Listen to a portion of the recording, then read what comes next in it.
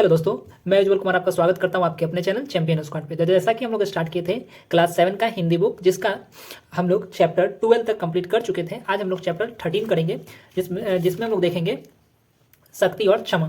अगर अभी तक आप लोग चैप्टर 12 तक का अगर वीडियो नहीं देखे हैं तो डिस्क्रिप्शन में लिंक मिल जाएगा, आप वहां से जाके देख सकते हो। और साथ के साथ आप चैनल के प्लेलिस्ट से भी जा करके देख सकते हो।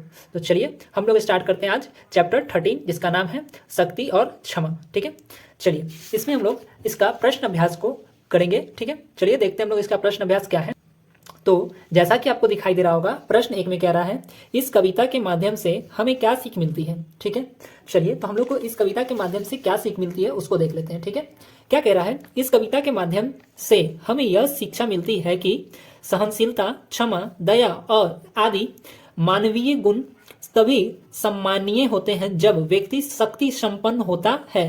संसार शक्ति के समक्ष ही झुकता है। शक्तिहीन सदा सदा से उपेक्षित रहे हैं। हर युग में शक्ति की प्रधानता रही है, इसलिए हमें मानवीय गुणों के साथ साथ शक्तिशाली होना आवश्यक है। ठीक है, चलिए अब हम लोग इसका प्रश्न 2 देख लेते हैं। प्रश्न 2 में क्या कह रहा है, वे कौन सी परिस्थितियां थी जिनमें राम को धनुष उठाने पर बाध्य किया। ठीक है, तो इसका हम लोग उत्तर लिखते हैं। क्या था परिस्थिति, कौन सी परिस्थिति थी जिसमें भगवान राम जो थे अपने धनुष को उठाए थे। ठीक है, चलिए तो देखिएगा, राम को धनुष उठाने पर इसलिए बाध्य होना पड़ा क्योंकि राम को रावण का वध करके अपहरण सीता को वापस लाना था।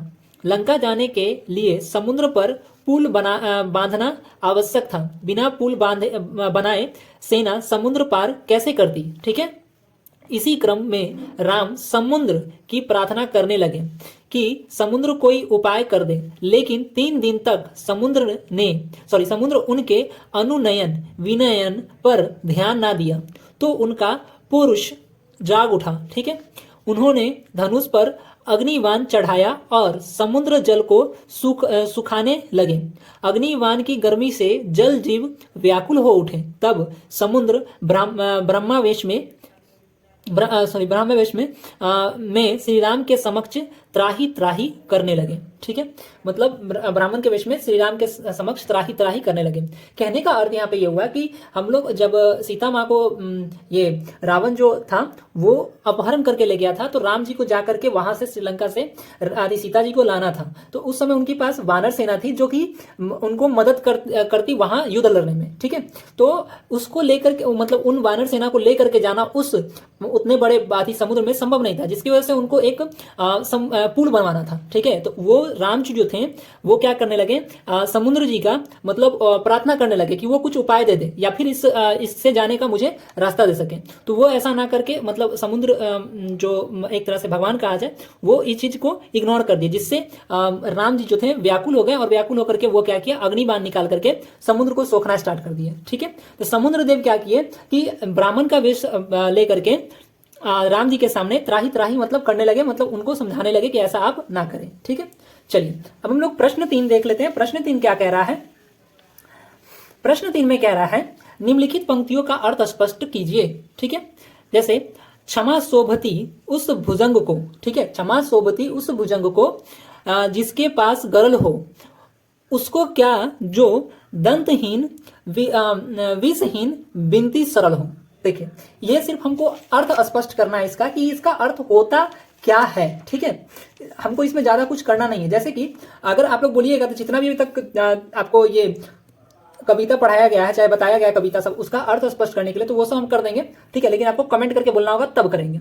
ठीक है, देखिए सिंपल इसका क्या अर्थ होगा उसको समझिएगा। क्षमा उस साबुन को सोख लेती है जिसके पास विष हो, जो सर्प दंतहीन हो, मतलब जो सांप है वो दंतहीन होना चाहिए, सरल होना चाहिए, जो कि उसे क्षमादान नहीं मिलता हो। ठीक है, इस प्रकार से कुछ इसके अर्थ रहते हैं। ठीक है, अब हम लोग इसका पार्ट से आगे के प्रश्नों को देखते हैं। पार्ट से आगे के प्रश्न 1 में क्या करा है, दिनकर के इस भाव से आप कहां तक सहमत हैं। सहमत है कि समाज शक्तिशाली की ही पूजा करता है।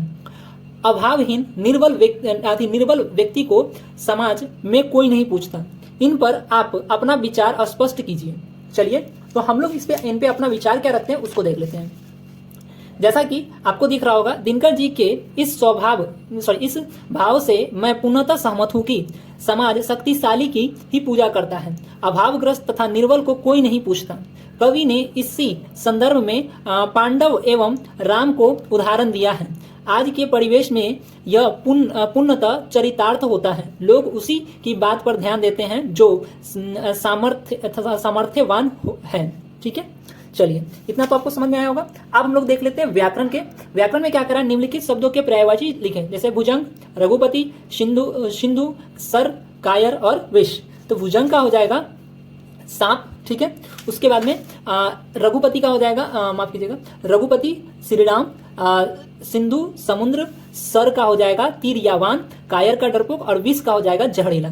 ठीक है, तो वीडियो आज हम लोग का यहाँ तक कंप्लीट हो गया। अब हम लोग चैप्टर 14 में मिलेंगे, जो कि रहेगा ये वाला हिंसुक। ठीक है, अगर आप लोग को वीडियो अच्छा लगा है तो लाइक कीजिए, कमेंट कीजिए और दोस्तों के साथ शेयर कीजिए। ठीक है, और वीडियो को सब्सक्राइब नहीं किए तो कर लीजिए, जिससे आने वाले समय में आपको वीडियो अपडेटेड मिल सके। तब तक के लिए पढ़ाई कीजिए और अपना ध्यान रखिए।